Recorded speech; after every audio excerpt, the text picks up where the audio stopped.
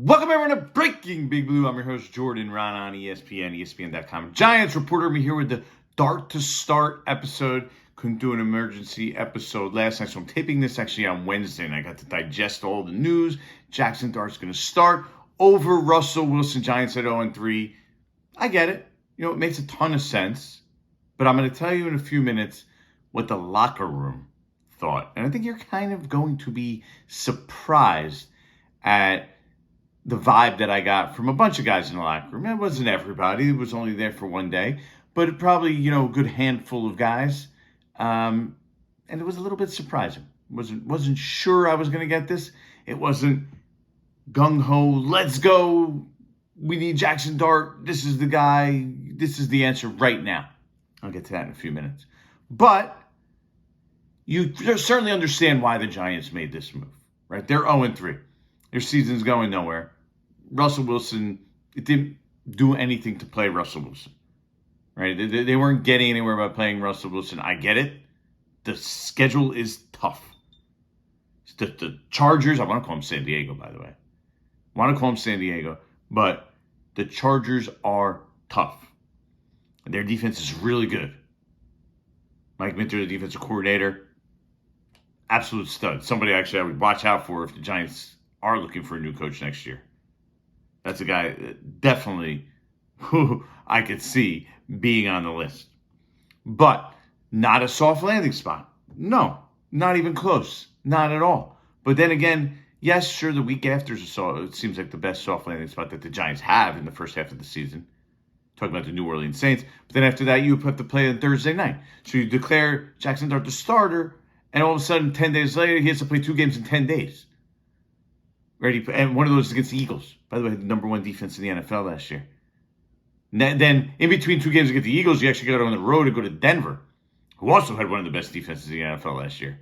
So there's no such thing as a real soft landing spot for the Giants right now. And from listening to Brian Daboll, right? He went up there today, and I'm taping this on Wednesday night. You'll hear this. This will be released, this podcast, on Thursday. He went up there, and he took an approach I didn't expect. He said, I'm not even going to explain this decision. I don't care, but this is my decision. That's essentially what he said. He went, this is my decision. You usually go up there, we made a collaborative decision. We talked it over. No. Brian Daboll made it very clear. He's putting all his chips in. This is my decision, he said. He's going with Jaxson Dart, and he said, this is my guy. And this is kind of the impression we all got, right? We heard this before the draft. I was on this very podcast telling you before the draft.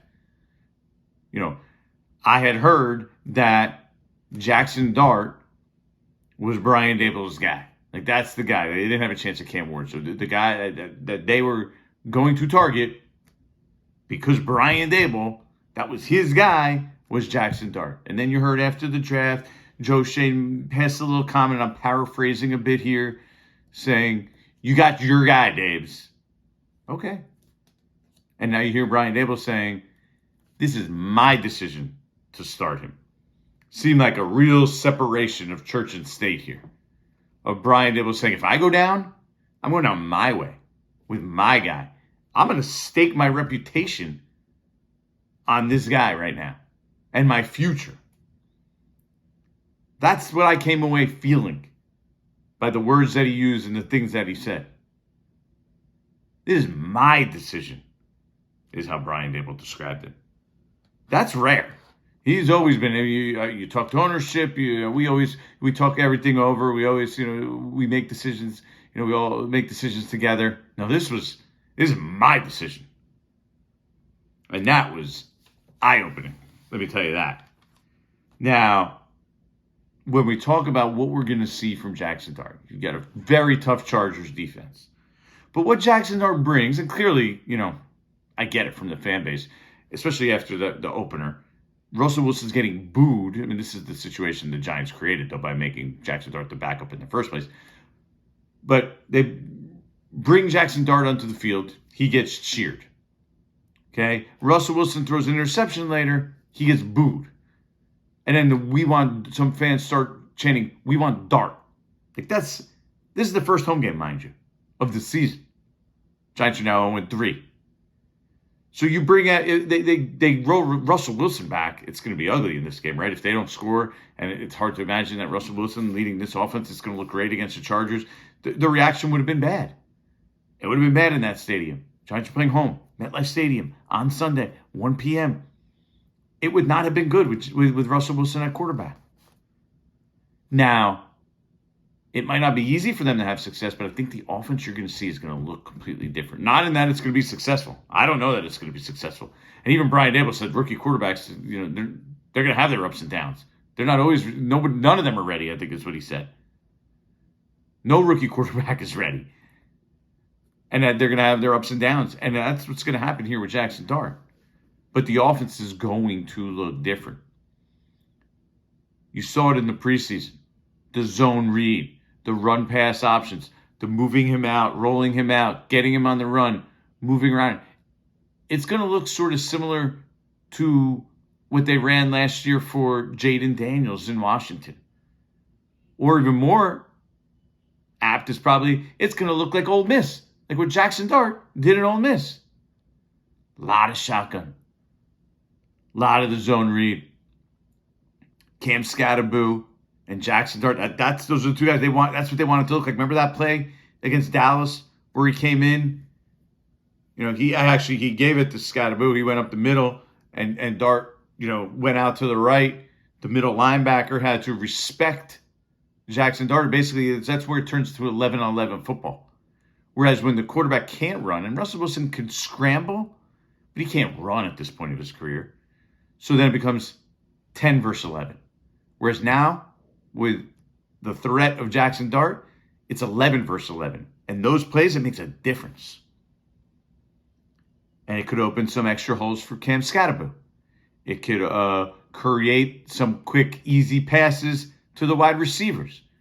Where I'm talking about the RPOs, the run pass options. The linebacker pulls on the fake handoff or on the handoff option. You pull it, quick, easy slant, boom, there you go.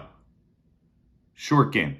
So we're going to see that. And I actually know that the Giants coaches have been in contact with Ole Miss coaches over the past however many months, several months back I'm talking about. And, asking him about some of the things Dart likes to do and some of the things that he thrived in. And you're going to see that, in my opinion, in the Giants playbook with Jaxson Dart there. Some of those concepts, some of those college concepts that he used are going to be part of the Giants offense. And I really do think it could look different. Doesn't mean it's going to be successful ultimately. Doesn't mean it's going to be successful at the beginning. They might stumble badly. But there'll be games where they have some success with it. There'll be games where Jaxson Dart plays good. He's a talented young man. He's an exciting player. It's going to be way different than the preseason. But I could see Jaxson Dart having some success. Remember, let's think back for a second.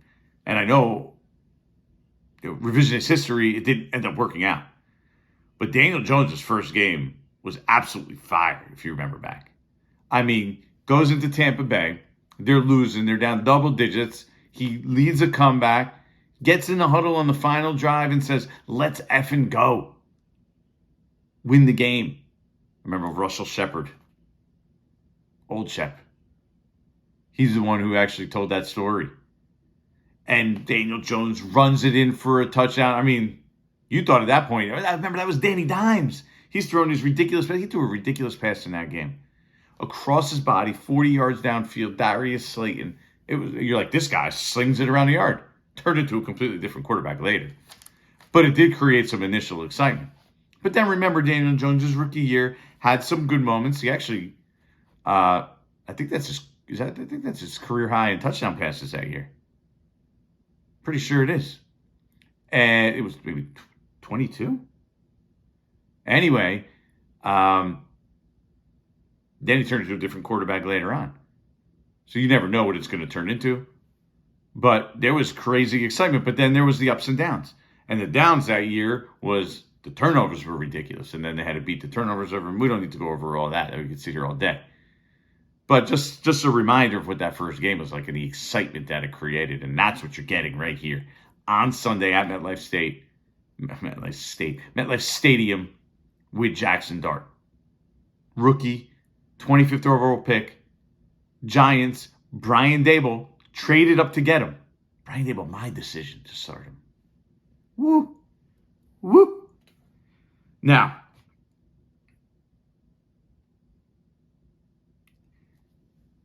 we'll talk about this for a second. Okay. The feeling when the Giants went from Eli Manning to Daniel Jones. Eli was 2 years, done at that point already. It was over. Everybody knew it. Okay. So I feel like the locker room was ready at that moment to say, okay, we're ready to move on. This is the young guy. The whole Eli thing had certainly run its course. He was at the very, very, very back end of his career. Then when Daniel Jones was benched and eventually released last year, that was over. We had gotten to the point. Everybody knew it had reached its end point. Wasn't going to work. This, I get a different feeling in the locker room. Not that it was ever going to work with Russell Wilson, because I don't think it was. I think anybody who's looking at it objectively in his eyes says that wasn't going to work. Like from the second they signed him, like why would that work? You bring back 10 of 11 starters and a quarterback who can't put you on his shoulders anymore, who is not the same quarterback he once was. Like his success, Russell Wilson's success was ultimately built on his athleticism, his mobility. He doesn't have that anymore. He's on his 4th team in 5 years. He's getting towards the end of his career. So this was never going to work. And remember, I don't even think the Giants, he was their 4th option, basically. They went and tried to get Matthew Stafford. They went and tried to trade for Cam Ward. They even tried to get Aaron Rodgers. They had to wait for him. Then they went to Russell Wilson.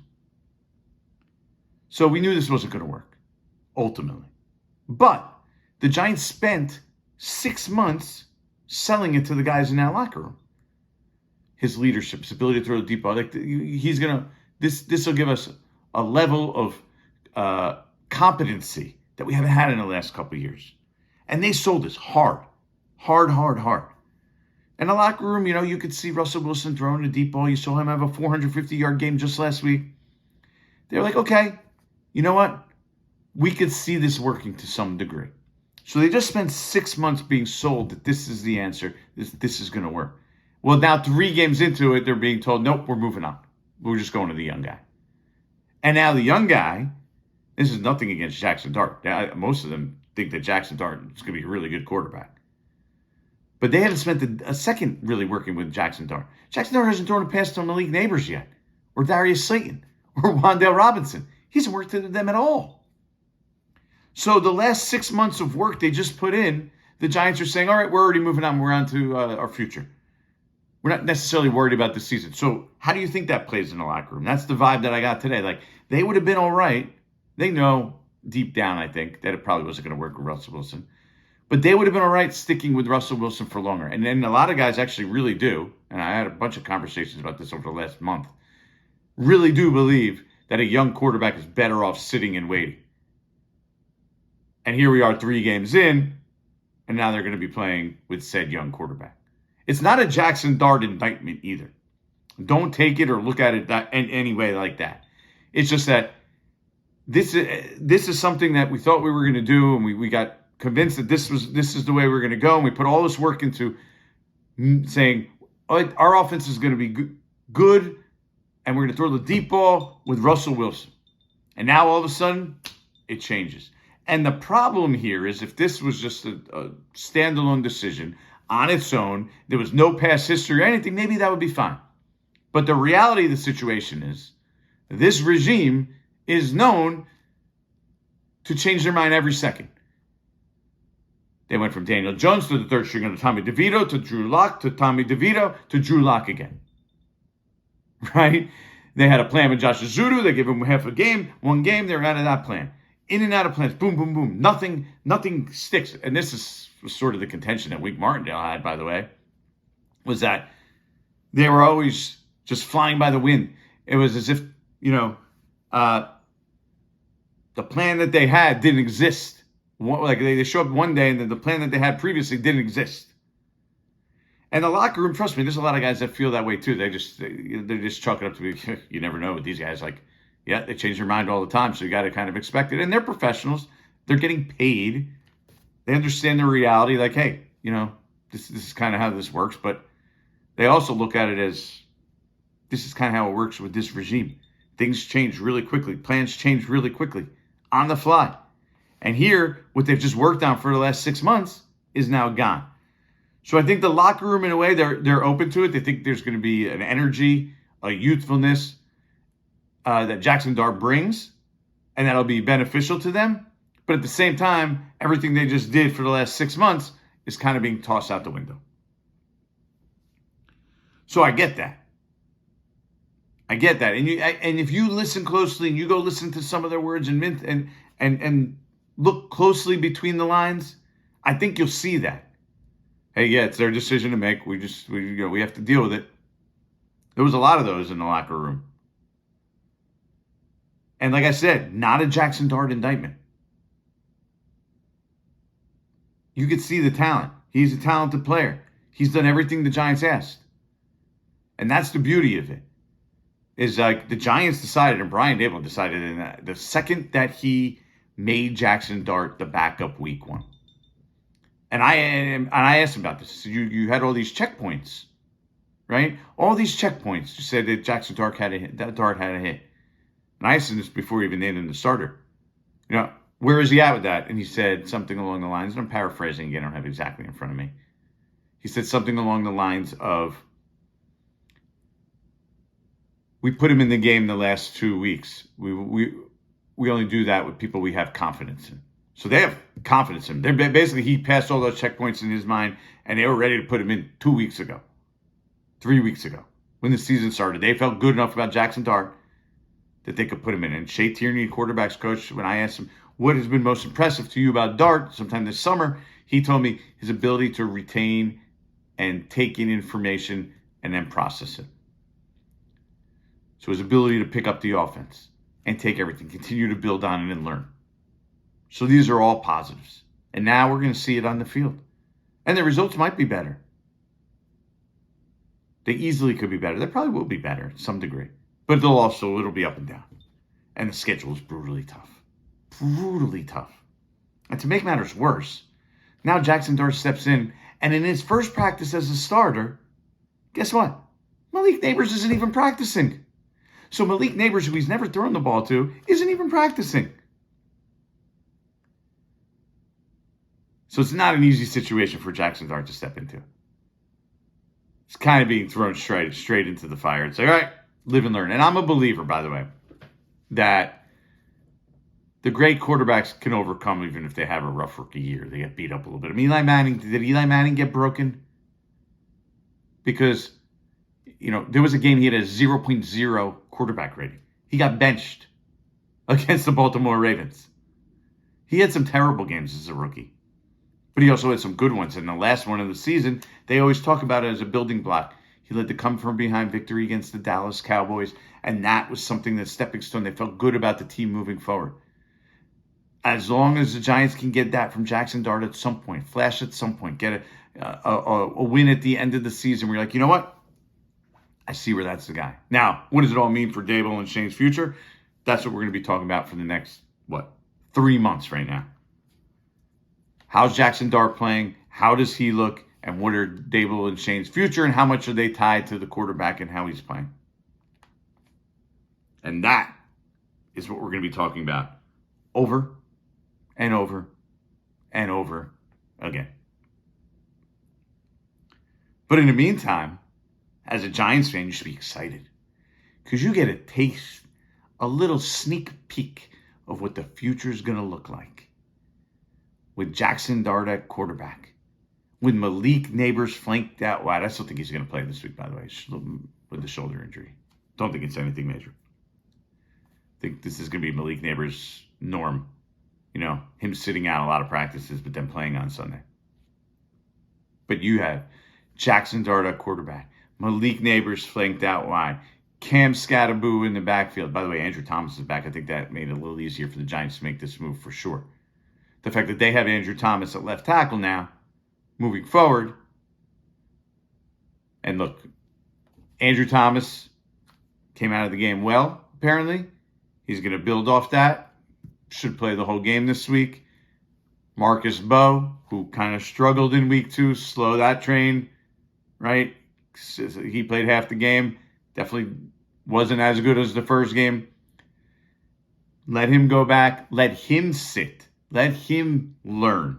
Let him get stronger, right? He's a promising young player.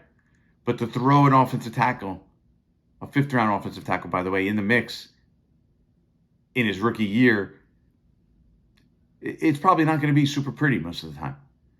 So now he's in a better role where he can learn and get better. And if they need him later on in the season, you feel confident enough to be able to put him in, but at the same time, build him up for the future. So these are things that, as a Giant fan, you should be looking forward to. Yeah, I want to see what Jaxson Dart can do. I want to see how this offense looks different, which I think it will. Now, how much does it look like the Ole Miss offense? Can that kind of offense work? Is it sustainable is another question for the future if it does work. Right? And how do you make wrinkles, and you have to make it more NFL passing concepts. But to start out, I think it's going to have a lot of, college type plays, schemes, wrinkles. And overall, as a Giant fan, you just want to see, just show us flashes, Jaxson Dart. That's all you want to see. Just give us some flashes. And I think that's what Brian Daboll needs to see. And that's why he's so adamant. This is my decision. Because he feels confident that this guy is going to flash. On to the next one. All right, we're going to wrap this with a little quick Jordan on the beat. This is where I tell you what it's like to cover the Giant.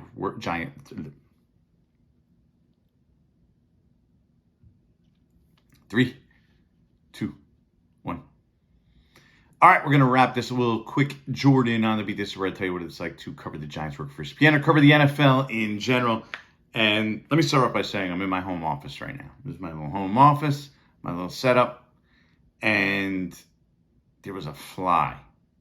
I was trying to tape this before I started. There was a fly zooming around. And all you heard was the whole time. But this guy would not slow down. I'm sitting there with a notebook trying to get him for 10 minutes. I went downstairs, got the fly swatter. I'm trying to still get him. I mean, it took me like 15 or 20 minutes. I can't get this guy. He did not want to rest. I couldn't Miyagi this guy. It wasn't even possible. He did not slow down for 1 second. Usually if the fly sits and stops, you can get it. You got a notebook, a fly swatter, whatever. This guy, endless energy. Endless. So I tried everything. I'm turning these lights off. I'm turning everything. I got the fly swatter. I'm trying to stand in different places, different angles so I could see him go. Too fast. Too fast for me. Couldn't stop it, but all you hear is zzz the whole time. But finally, I outsmarted the guy. Turned off all the lights. Turned on the TV. Lulled him to sleep. The old lull him to sleep trick. So what does the fly do? He goes and he sits down on the TV. Thinks he's in good shape. You know what? Let me take a rest finally. I made this guy run around for 20 minutes. He finally left the room. No, my friend. I was waiting for him. The fly swatter got him. He is no longer. That fly, he is no longer. So, on another note, the topic I was going to use originally for this Jordan on a beat. So last week we're in the media room. Okay. We get a text from Connor Hughes, a bunch of us, earlier in the week. I'm not going to be there this week. When you have a child, you understand this. His daughter had, hand, foot, mouth disease. Sounds completely disgusting, right? I mean, 100%. But it's not that uncommon. You hear about it when kids go to preschool, nursery school. Like, it's not the most uncommon thing. Sounds completely disgusting, though. Fine. All right. But he's like, I'm going to be back at the end of the week. Fine. You can't be gone forever when you have an illness or you have something, right? Doctor says he's fine. You come back. But Connor comes back. He says he's fine. Still, He's sitting next to me, my cubicle. He sits right next to me. I'm just like totally disgusted. I'm like, Jesus, I don't want to sit next to this guy. Certainly don't want him breathing on me. Right? Everyone in the room is like, kind of, how about you don't touch the food over there? And he is defiant the whole time. Completely defiant. Like, I'm fine. You guys are being ridiculous. I'm fine. But you tell me, if someone had hand, foot, mouth disease 3 days earlier, you want to be sitting next to them? You want that person breathing on you? I know I don't. This guy doesn't. Other people in the media room, I know, didn't want him around. Or at least breathing the air. Like Connor's like standing next to us, like when we're talking outside. I'm like inching away, to get away. I mean, hand, foot, mouth disease. That sounds disgusting. Nobody wants that. And Connor wanted to come on the show and defend himself. Look, the facts are the facts, my man. You had hand, foot, and mouth disease earlier in the week. You just have to understand nobody wants to be near you. That's just the way it's going to be. Eventually we'll forget about it. But the first day back, come on, keep your distance. Keep your distance, fella. All right, that's it for this episode of Breaking Big Blue. As always, like, subscribe, tell your friends. Dart to start episode. That's what this was. Jaxson Dart going to make his first start on Sunday against the against the Chargers at MetLife Stadium. I was trying to think. I actually don't know. I'm going to look it up real quick. What the spread is right now. I doubt it changed much, if at all. Yeah. Trying to pull up ESPN bet here. Okay. I think it was like 5.5, 6.5 earlier in the week. Probably didn't change, but I am curious to see the Giants, Chargers. I'm looking at the late games. It's not. It's a 1:00 game. 6.5 point underdogs. Over under 44.5. So there you go. Still big underdogs, even with Jaxson Dart. Is a home game. Chargers flying across the country. I didn't like the Giants at all against the Chiefs. I think I might like them a little more here against the Chargers, at least to keep it close. I mean, Dart should give them a little juice. It'll be tough to win, but I still think they do keep it close. As always, like, subscribe, tell your friends you're listening to Breaking Big Blue. See you next time.